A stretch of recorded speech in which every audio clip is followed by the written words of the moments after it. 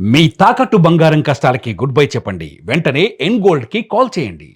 తెలంగాణలో ప్రయాణికులకు big shock తగిలిపోతుంది. Congress ప్రభుత్వం ఆటో కార్మికులకు ఇచ్చినటువంటి హామీలను తక్షణమే అమలు చేయాలని డిమాండ్ వ్యక్తమవుతుంది. ఈ నెల 23వ తేదీన అర్ధరాత్రి నుంచి రాష్ట్ర వ్యాప్తంగా బంద్కు పిలుపునిచ్చారు. ఆటో, క్యాబ్, పాఠశాల వ్యాన్ డ్రైవర్లు నిరవధిక బంద్కు పిలుపునిచ్చినట్లు కార్మిక సంఘాల నేతలు వెల్లడిస్తున్నారు. అయితే ముఖ్యమంత్రి నివాసంతో పాటుగా అసెంబ్లీ, ప్రజాభవన్ ముట్టడి కార్యక్రమాలు చేపడతామంటూ వారు హెచ్చరిస్తున్నారు. అయితే లక్షల ఆటోలతో హైదరాబాద్ ను దిగ్బంధిస్తామని ప్రభుత్వాన్ని హెచ్చరిస్తున్నారు కార్మిక సంఘాలు. అయితే ఈ కీలకమైనటువంటి అంశంపైన కాంగ్రెస్ ప్రభుత్వం ఆటో కార్మికులకు ఇచ్చినటువంటి హామీలను తక్షణమే అమలు చేయాలని డిమాండ్ వ్యక్తం చేస్తున్నారు. ఈ నెల 23వ తేదీన అర్ధరాత్రి నుంచి రాష్ట్ర వ్యాప్తంగా ఆటోలతో పాటుగా క్యాబ్, పాఠశాల వ్యాన్ డ్రైవర్లు నిరవధిక బంద్కు పిలుపునిచ్చినట్లుగా కార్మిక సంఘాల నేతలు వెల్లడిస్తున్నారు.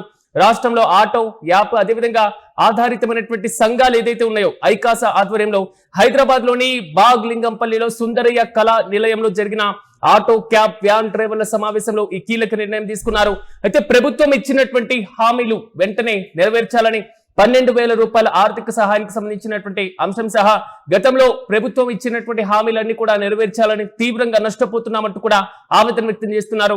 ప్రభుత్వం నుంచి తక్షణ స్పందన రాకపోతే మాత్రం ఆటో బంద్ను భాగంగా ముఖ్యమంత్రి నివాసంతో పాటుగా అసెంబ్లీ, ప్రజాభవన్ ముట్టడి కార్యక్రమాలు కూడా చేపడతామని, లక్షల ఆటోలతో హైదరాబాద్ ను దిగ్బంధిస్తామంటూ వారు హెచ్చరిస్తున్న వైనాన్ని మనం చూస్తున్నాం. అయితే కొన్ని కీలకమైనటువంటి డిమాండ్లను కూడా ఆటో కార్మికులు పెడుతున్నారు. ఆటో రవాణా రంగ కార్మికుల భద్రత, 2 సంక్షేమం కోసం ఒక ప్రత్యేకమైనటువంటి సంక్షేమ బోర్డును ఏర్పాటు చేయాలని, పెరిగినటువంటి పెట్రోల్, డీజిల్, గ్యాస్ ధరలు, నిత్యావసర ధరలకు అనుగుణంగా ఆటో మీటర్ ఛార్జీలను సవరించి పెంచాలని, ఓలా, ఊబర్, ర్యాపిడో వంటి ప్రైవేటు అగ్రిగేటర్లకు ప్రత్యామ్నాయంగా ప్రభుత్వమే ఒక కొత్త రవాణా యాప్ ను అందుబాటులోకి తీసుకురావాలని పలు డిమాండ్లు కూడా చేస్తున్నారు. అయితే ఆటో డ్రైవర్లు ఒకవేళ బంద్కు పిలుపునిచ్చిన నేపథ్యంలో సామాన్య ప్రజలపైన కూడా పెను భారం పడేటువంటి అవకాశాలు కూడా కనబడుతున్నాయి. ఎందుకంటే ప్రభుత్వం దీనిపైన ఎలాంటి చర్యలు తీసుకోబోతుంది అనేటువంటి ఉత్కంఠ కొనసాగుతున్నాయి. నాతో పాటుగా సమస్యలు పంచుకోవడానికి ఆటో డ్రైవర్ రమేష్ గారు అందుబాటులో ఉన్నారు. రమేష్ గారు, ప్రధానమైనటువంటి డిమాండ్ ఏంటి? మీరు ప్రభుత్వాన్ని కోరుతున్నటువంటి అంశం ఏంటి? ప్రభుత్వం ఇప్పటి వరకు దాని హామీని నెరవేర్చలేకపోవడానికి రీజన్ ఏంటి? మా ప్రధానమైన డిమాండ్ ఏంటంటే, మాకు ఉచిత బస్సు ఏర్పడడం వల్ల మా ఉపాధి కోల్పోయినాము. మేము ఆర్థికంగా చాలా దెబ్బతిన్నాము. కాబట్టి వాళ్ళు సంవత్సరానికి 12,000 రూపాయలు ఇస్తారని చెప్పారు ఎన్నికల సమయంలో. అది వెంటనే అమలు చేయాలి. మరియు సంక్షేమ బోర్డు ఏర్పాటు చేస్తా అన్నారు. సంక్షేమ బోర్డు ఏర్పాటు చేయాలి. అలాగే మా మీటర్ కనీస రేట్లు కూడా పెంచాలి. పెట్రోల్, డీజిల్ రేట్లు, నిత్యావసర వస్తువులకు అనుగుణంగా మా మీటర్ రేట్లను పెంచాలనేది మా ప్రధాన డిమాండ్. అంటే రమేష్ గారు, ఇప్పుడు పెట్రోల్, డీజిల్, గ్యాస్ రేట్లు ఇవి పెరిగిన సామాన్యులపై కూడా పెను భారం పడుతుంది. కానీ మీరు నడుపుతున్నటువంటి ఆటో, ఓవైపు ఉచితంగా వస్తున్నటువంటి ఫ్రీ బస్సు, అసలు మీ కుటుంబ పోషణ సరిపోతుందా? ఫ్రీ బస్సు వల్ల చాలా మాకు ఇబ్బంది జరుగుతున్నది. మా బిజినెస్ చాలా దెబ్బతిన్నది. కాకపోతే మేము ఆ ఫ్రీ బస్సును వద్దంటలేము. కానీ దాని వల్ల మేము ఉపాధి కోల్పోయినాం. కాబట్టి మాకు సంవత్సరానికి 12,000 రూపాయలు ఇస్తా అన్నారు. అది వెంటనే ఇయ్యాలనేది మా డిమాండ్. ఓకే, ప్రధానంగా మీరు ప్రత్యేకమైనటువంటి సంక్షేమ బోర్డు కూడా ఏర్పాటు చేయాలని పదే చేస్తున్నటువంటి ఒక డిమాండ్. అంటే ఆ బోర్డు వల్ల ఎలాంటి ప్రయోజనాలు వస్తాయని మీరు అనుకుంటున్నారు? ఆ బోర్డు వల్ల ఏంటంటే, ఏదైనా ఆటో డ్రైవర్ ప్రమాదానికి గురైనప్పుడు ఆ బోర్డు నుంచి కుటుంబానికి కొంత ఆర్థిక సహాయం అందించవచ్చు. అలాంటి చాలా ఉపయోగాలు ఉంటాయి. అయితే ఆ బోర్డు కూడా వచ్చే డబ్బులు మేము పెట్రోల్, డీజిల్ ద్వారా ప్రభుత్వానికి మా ద్వారా వచ్చే పన్నుల ద్వారానే ఆ బోర్డు ఏర్పాటు చేయవచ్చు. కానీ ప్రభుత్వం ఇంతవరకు పట్టించుకోవట్లేదు. అంటే మీరు ప్రభుత్వ పెద్దల్ని కలిసారా? ఎందుకంటే ఒక్కసారిగా బంద్కు పిలుపునిచ్చిన సామాన్య ప్రజలపైన భారం పడే ఛాన్స్ ఉంటుంది. పెద్దల్ని కలిసినప్పుడు ప్రభుత్వం నుంచి ఎలాంటి స్పందన వచ్చింది? గతంలో ఇంతకు ముందు కూడా ఒకసారి బంద్ చేసినాము. ఈ కాంగ్రెస్ ప్రభుత్వం ఏర్పడిన కొత్తలనే సంవత్సరం కింద. అయితే అప్పుడు పొన్నం ప్రభాకర్ మినిస్టర్ గారు కూడా పిలిచి మాతోటి మాట్లాడారు. మీ సమస్యలు వెంటనే పరిష్కరిస్తాము, మీ ప్రాబ్లం సాల్వ్ చేస్తామని చెప్పారు. కానీ అంతటి వరకే, మాటల వరకే అయిపోయింది. కానీ పరిష్కారం ఏం చేయలేదు ఇంతవరకు. అంటే మళ్ళీ ప్రభుత్వం ఒకవేళ చర్చలకు పిలిస్తే మీకు ఓకేనా?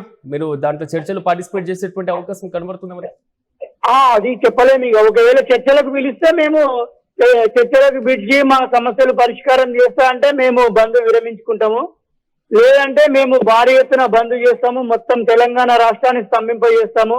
ఆటో, మోటార్, మొత్తం క్యాబ్ అన్ని బంద్ పెడుతున్నాము. కాబట్టి భారీ ఎత్తున ఉంటది మాది. లక్షలాది మంది ఆటో డ్రైవర్లము ఆటోలతో బయలుదేరి ముఖ్యమంత్రి క్యాంపు కార్యాలయాన్ని ముట్టడిస్తాము. కానీ ప్రభుత్వం దగ్గర నుంచి కనీసం ఇప్పటికైనా స్పందన వచ్చిందా? మీరేమో 23వ తేదీన అంటున్నారు. సో ఇంత తక్కువ టైం ఉంది. ఇలాంటి సందర్భంలో ఏమైనా చర్చలు పిలిచేటువంటి అవకాశం మీ ఐకాస నాయకులతో ఏమైనా స్పందించేటువంటి తీరు కనబడుతుందా? ఇప్పటి వరకు అయితే ఇంకెలాంటి స్పందన రాలేదు. ఈ రోజు నిన్ననే మేము సుందరయ్య భవన్ లో రాష్ట్ర సదస్సు ఏర్పాటు చేసుకున్నాము. ఈ బంద్ను ఎట్లా చేయాలి, ఏం చేయాలి అన్ని విషయాలు మాట్లాడుకున్నాము. తర్వాత ఒకవేళ ఇప్పుడు ప్రభుత్వం కనుక స్పందించి పిలిస్తే మేము చర్చలకు వెళ్తాం. ఓకే, రైట్ రమేష్ గారు, థ్యాంక్ యూ. Okay okay. ఇది మొత్తం మీద ఆటో డ్రైవర్లు తాము పడుతున్నటువంటి ఇబ్బందుల గురించి గతంలో ఒకసారి బంద్ పిలుపునిచ్చిన, బంద్ నిర్వహించిన రవాణా శాఖ మంత్రిగా ఉన్నటువంటి పొన్నం ప్రభాకర్ పిలిచారు, మాట్లాడారు, మాకు ఈ పూర్తి స్థాయిలో బంద్ విరమించేలాగా కీలకమైనటువంటి నిర్ణయం తీసుకునే దిశగా అడుగులు వేశారు. కానీ ఇప్పుడు పెట్రోల్ ధరలు తారాస్థాయికి చేరినాయి, డీజిల్ ధరలు పెరిగిపోయినాయి, గ్యాస్ ధరలు పెరిగిపోయినాయి. దీనికి తోడుగా నిత్యావసర ధరలు కూడా పెరిగిపోయినాయి. కాబట్టి పెట్రోల్ సంబంధించినటువంటి అంశం పెనుభారం పడుతుంది. కాబట్టి మేము కూడా ఛార్జీలు పెంచుకునేటువంటి వెసులుబాటును కల్పించాలి. కీలకమైనటువంటి యాప్ల స్థానంలో ప్రభుత్వమే ఒక రవాణా యాప్ ను తీసుకురావాలి కదా అనేది వీరి ప్రధానమైనటువంటి డిమాండ్. దీంతో పాటుగా ఆర్థికంగా వారి కుటుంబాలను పోషించుకోవడానికి, ఆర్థికంగా సతమతమవుతున్నటువంటి వారికి కొంతవరకు ఊరిట కల్పించేందుకు ప్రభుత్వం ఇచ్చినటువంటి హామీ 12,000 రూపాయలకి సంబంధించింది, దాన్ని కూడా మంజూరు చేయాలంటూ వీరు ప్రధానంగా డిమాండ్ చేస్తున్నారు. ఒకవేళ ప్రభుత్వం నుంచి తక్షణ స్పందన రాకపోతే మాత్రం ఆటో బంద్లో భాగంగా ముఖ్యమంత్రి నివాసంతో పాటుగా అసెంబ్లీ, ప్రజాభవన్ ఈ మొత్తాన్ని కూడా ముట్టడిస్తామని, లక్షల ఆటోలతో హైదరాబాద్ ను దిగ్బంధం చేస్తామంటూ కూడా వీరు హెచ్చరిస్తున్నారు. పలు కీలకమైనటువంటి డిమాండ్లను కూడా ప్రభుత్వం ముందు పెడుతున్నారు. ప్రధానంగా వారి కోసం ఒక సంక్షేమ బోర్డును ఏర్పాటు చేయాలని వారు వేడుకుంటున్నారు. ఎందుకంటే ఆటో డ్రైవర్లు ఏదైనా ప్రమాదానికి గురైనా, ఏదైనా కీలకమైనటువంటి అంశాలలో తమకంటూ ఒక సంక్షేమమైనటువంటి బోర్డు ఉంటే, దానికి ఒక విధి విధానాలు ఉంటే కొంతవరకు బాగుంటుందని ఎప్పటి నుంచో డిమాండ్ వస్తున్నాయి. దీంతో పాటుగా నిత్యావసర ధరలకు అనుగుణంగా అంటే ప్రధానంగా ఆటో మీటర్ ఛార్జీలను కూడా సవరించాలి.